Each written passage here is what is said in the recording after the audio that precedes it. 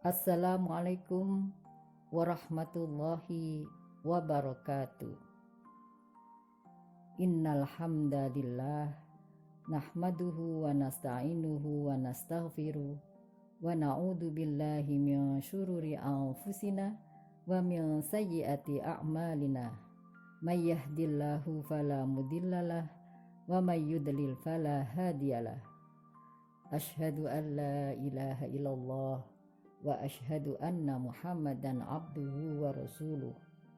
Allahumma salli wa sallim wa barik ala Muhammad wa ala alihi wa sahbihi man ihtada bihudahu ila yaumil qiyamah.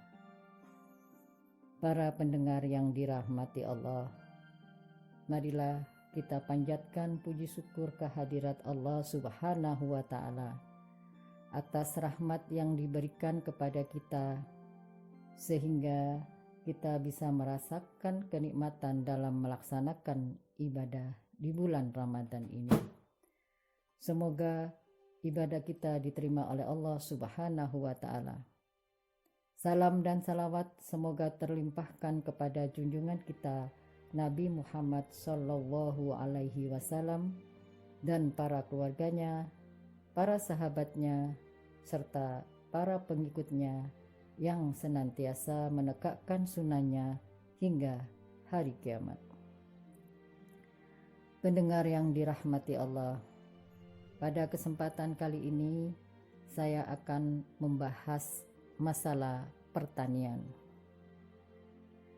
Dalam sebuah hadis, Rasulullah Shallallahu Alaihi Wasallam bersabda, "In qomatis sa'atu wa fi yadih ahadikum fasilatun fa in istata'a alla taquma hatta yakhrisaha falyakhrisha." Artinya, jika terjadi hari kiamat sementara di tangan salah seorang dari kalian ada sebuah tunas, maka jika ia mampu sebelum terjadi hari kiamat untuk menanamnya, maka tanamlah. Hadis riwayat Bukhari dan Ahmad. Dari hadis tersebut, Rasulullah Shallallahu Alaihi Wasallam menganjurkan kepada kita untuk bercocok tanam. Pentingnya bercocok tanam karena tanaman adalah sumber makanan bagi kita. Selain itu, tanaman juga menghasilkan oksigen yang berguna bagi manusia. Jadi, tanaman adalah sumber kehidupan manusia. Adapun kegiatan usaha yang berhubungan dengan bercocok tanam adalah pertanian. Alhamdulillah, kita hidup di Indonesia yang mempunyai tanah yang subur dengan musim di mana kita bisa menanam sepanjang tahun. Hal ini sangat bagus untuk usaha pertanian. Namun, ada masyarakat yang enggan menjadi petani, yang menurut mereka bekerja di bidang pertanian hasilnya kurang menjanjikan. Hal ini mungkin disebabkan oleh beberapa faktor, antara lain, yang pertama, karena pertanian tergantung pada alam, maka apabila terjadi cuaca yang ekstrim, menyebabkan petani mengalami gagal panen. Misalnya, angin kencang yang terjadi di Batu menyebabkan petani apel gagal panen karena tanamannya stres. Begitu juga bila terjadi kekeringan atau banjir. Faktor yang kedua, petani gagal panen karena adanya serangan hama dan penyakit. Misalnya, serangan hama wereng pada tanaman padi yang dapat mengakibatkan tanaman padi menjadi kerdil dan tidak bisa berproduksi. Sedang faktor yang ketiga adalah tidak ada kestabilan harga. Suatu saat harga suatu produk tinggi, di saat lain harganya sangat rendah. Misalnya, saat panen raya padi, jumlah beras di pasaran sangat tinggi. Hal ini menyebabkan harga beras murah. Selain itu, banyaknya produk impor di pasaran menyebabkan harga menjadi murah. Hal inilah yang membuat masyarakat enggan menjadi petani. Kemudian mereka pergi ke kota menjadi buruh harian. Pada situasi pandemi sekarang, banyak buruh harian yang tidak dapat pekerjaan atau di PHK dari pabrik atau perusahaan yang tutup. Maka terjadilah peningkatan pengangguran. Selain itu, akibat dari wabah ini juga berpengaruh terhadap ketersediaan pangan karena terjadi ketidaklancaran distribusi pangan. Hal ini dapat mengganggu ketahanan pangan individu, keluarga, maupun nasional. Untuk menangani pengangguran dan ketahanan pangan ini, ada 2 cara yang dapat dilakukan. Yang pertama, mengadakan gerakan sedekah untuk usaha pertanian.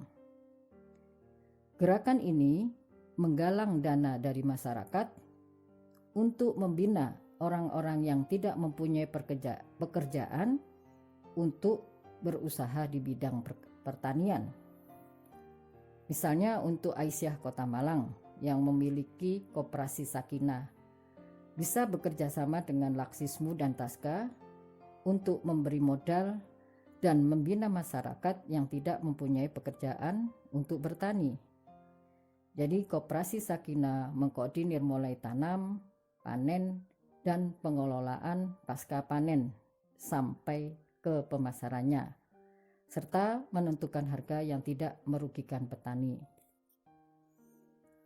Misalnya dengan menanam kunyit, selain dijual berupa kunyit, bisa dijual dalam bentuk olahan jamu kunyit madu. Apabila 1.500 warga Aisyah dalam 1 minggunya membeli 1 botol jamu kunyit madu, maka dalam 1 bulan akan terjual 6.000 botol kunyit madu.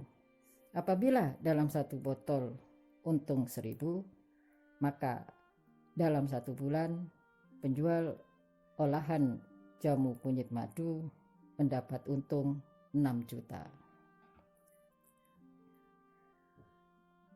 Gerakan sedekah selain untuk memberi modal kepada petani, juga untuk memberi subsidi agar harga produksi pertanian tidak tinggi. Sedekah juga bisa untuk membantu petani yang gagal panen. Apabila pertanian dikelola dengan baik, teknologi menanam sampai pasca panennya baik serta jelas pemasarannya, maka usaha pertanian akan berhasil dengan baik. Kalau pertanian kita bagus, kebutuhan pangan nasional terpenuhi, maka negara kita akan menjadi negara yang mandiri. Cara yang kedua adalah memanfaatkan pekarangan rumah untuk menanam aneka tanaman.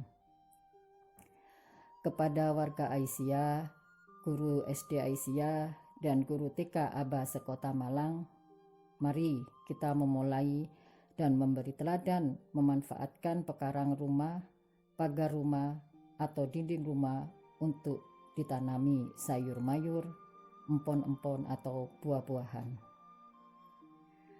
Ada beberapa cara bertanam di pekarangan rumah. Yang pertama, vertical garden. Menanam secara vertikal, misalnya dengan cara menempel paralon atau pot di dinding, atau menggunakan pot vertical garden.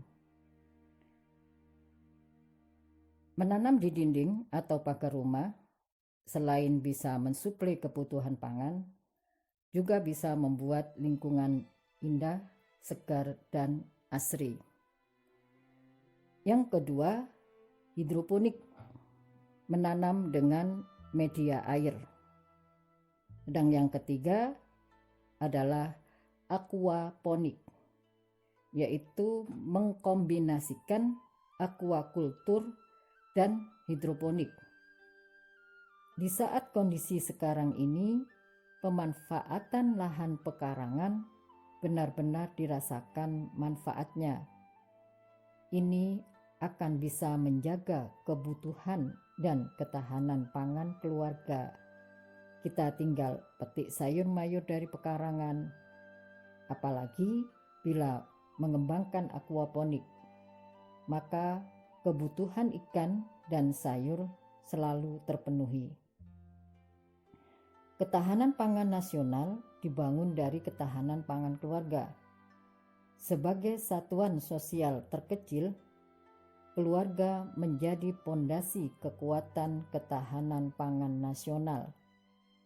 Ketika kebutuhan pangan dalam keluarga tercukupi secara konsisten, maka ketahanan pangan nasional akan terjaga.